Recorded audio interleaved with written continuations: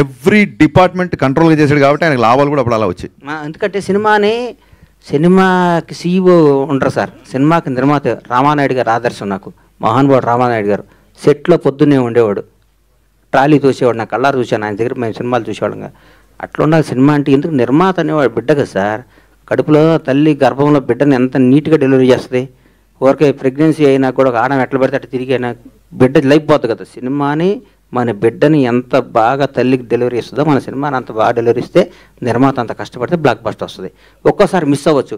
హరీష్ శంకర్కున్న టాలెంట్కి, హరీష్ శంకర్కున్న కష్టపడే తత్వానికి చిన్న మన బచ్చన్ మిస్ అయింది. ప్రతి మిలిటరీ మన సరిహద్దులు ఉండే సైనికుడు కొట్టిన ప్రతి బుల్లెట్ అవతలడికి తగలదు. ఒక్కోసారి మిస్ అవుతుంది. మిస్ అయినంత మాత్రం సైనికుడు కాకుండా పోతాడా? అంతే. హరీష్ శంకర్ ఏంటి నాకు తెలుసు. పూరి జగన్నాథ్ అంటే తెలుసు.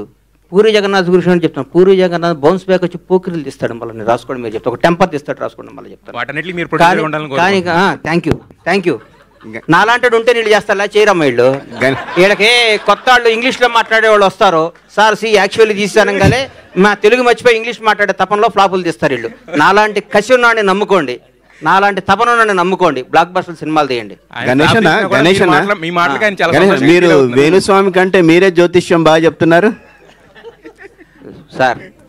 అందరూ బాగుండాలి, అందులో మనం ఉండాలి. వదిలే గణేష్ గారు మీరు ఇచ్చిన భరోసాకి హరీష్ శంకర్ గారి మొహంలో చాలా తర్వాత మాకు ఒక సక్సెస్. హరీష్ శంకర్ అనే డైమండ్ సార్. నల్ల లైట్ అయితే నల్లగా ఉంటుంది, తెల్ల లైట్ అయితే వెలిగిపోతాయి. ఆ డైమండ్ ఎట్టేస్తానో చూపిస్తాను మీకు, నేను చూసుకోండి మీరు.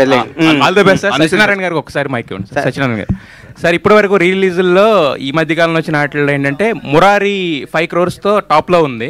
సో మరి గబ్బర్ సింగ్ అప్పటికే ఒక ఇండస్ట్రీ హిట్ కింద అన్నింటినీ మొత్తం బ్లాక్ బస్టర్ రికార్డ్స్ అన్నింటినీ తుడిచిపెట్టింది కదా. మరి ఈసారి మురారి రికార్డుని కూడా టచ్ చేసే అవకాశం ఏమైనా ఉందంటే? మీకు ప్రీ బుకింగ్స్ మీకు తెలుసు కాబట్టి అది 5 crores కలెక్ట్ చేసింది. ఇంద్రా కూడా 3 crores దగ్గర ఆగిపోయి.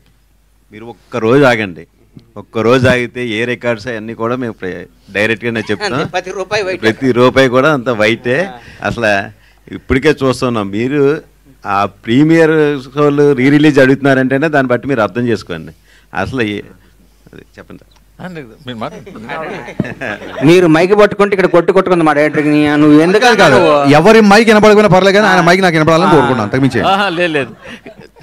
నాకు